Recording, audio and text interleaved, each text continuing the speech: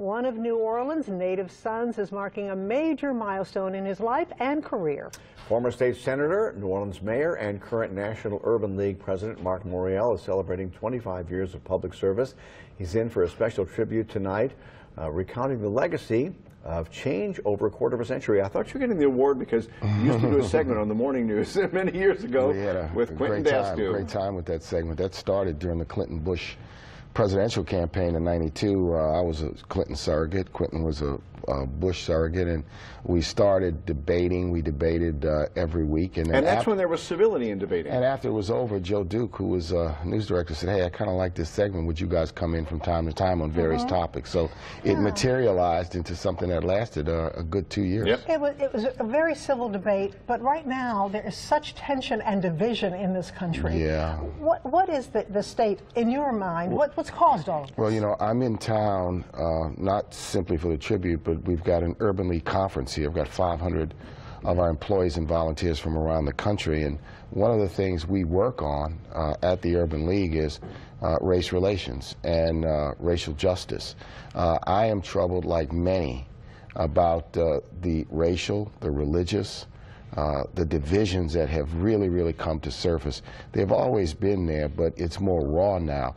The number of hate crimes, the rise of people who would use violence in pursuit of race or religion or sexual orientation. The things you see on the internet. The internet is an enabler. It's a powerful tool. But sometimes what the internet does, it allows people to post things that used to be on graffiti walls, right, or post things that are on cheap political flyers. And therefore, because they're on the internet, sometimes they have legitimacy. So we got to protect the right to speech, but what we've got to do is say no to speech, no to violence, and no to hate, while at the same time protecting speech in this country. So we're at a tough time, but let me say this. People, whether they are in politics or business, faith leaders, community leaders, civil rights leaders, have to speak with moral clarity against hate, have to condemn hate when they see it, and have to condemn those who would purvey and promote hate, whether it's racial, whether it's religious, whether it's based on orientation. There should be no equivocation on that. And if people believe, for example, that the President of the United States isn't going to speak with moral clarity on these issues, then the rest of us have to do it. We have to fill the gap. We have a responsibility to do it. And your reaction to the Trump presidency and the charges that were filed against his former campaign manager and aide, and one who pled guilty? It is deeply troubling that the Russians even sought to influence a presidential election. So it's not whether they affected the outcome, it's that they tried to affect the outcome. And not only that, they've continued their propaganda war on the internet to create division based on race, based on religion, trying to divide the American people. And so anyone involved in this should be flushed out. The great sunlight should be shown on them. And to the extent that they violated the law, they are completely and fully prosecuted. We cannot have an election system in the United States where, whether it's the Russians or people from any other country, where foreign actors and foreign agents are picking and choosing winners, influencing it with their propaganda and with their money. It is a stain on American democracy. And we know it's not an if, we know it did happen. Now let's get to local politics. Right now, we are in the midst of a crisis over at the Sewage and Water Board. When you were mayor here, you realized this was an aging system. We spent our focus in the 1990s on upgrading the subsurface system. The sewage system underwent substantial repairs. The drainage system underwent substantial upgrades. The problems in the system that have been revealed are to the operating systems, the pumping systems, the power systems. But how did things get to be where they are now? The Sewage and Water Board has been a long time entrenched bureaucracy. It has sort of functioned in this sort of neverland of quasi-independent agency.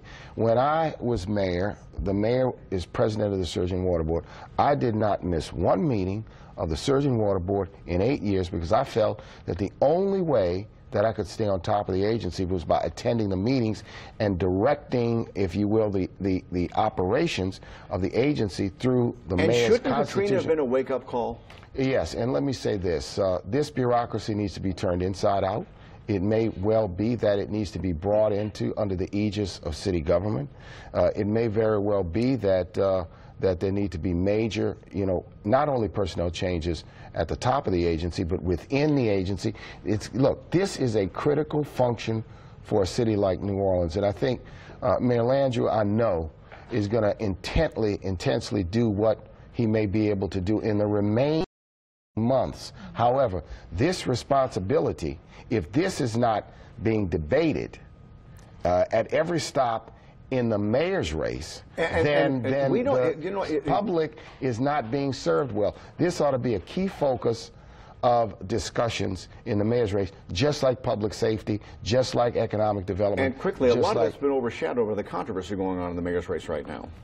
Yeah, we love friction in politics. We love we love our sort of negativity in politics in New Orleans and in the country. But I think here's a role where the media can play an important role. Here's a role why you need frequent public debates to direct the conversation to the issues of substance. And the issues of substance are public safety.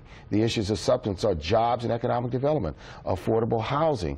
The issues of substance are what will happen with infrastructure and the surging water board. The issues of substance are who has the leadership chops. All right, we're out of time, but can you give me a yes or no answer? Should the sewage and water board be privatized? I wouldn't I wouldn't take privatization off the table. It ought to be one of a number of options, but privatization is not a panacea.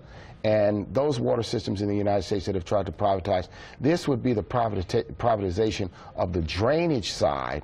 And I don't think that there's a tremendous track record in the private sector in the United States for doing it. The idea is fix it by any means necessary. So that was not a yes or a no. No, it wasn't. Right. This is conditional because I don't know. Morial, congratulations on 25 years of public service. And hey, thank you all here at WWL.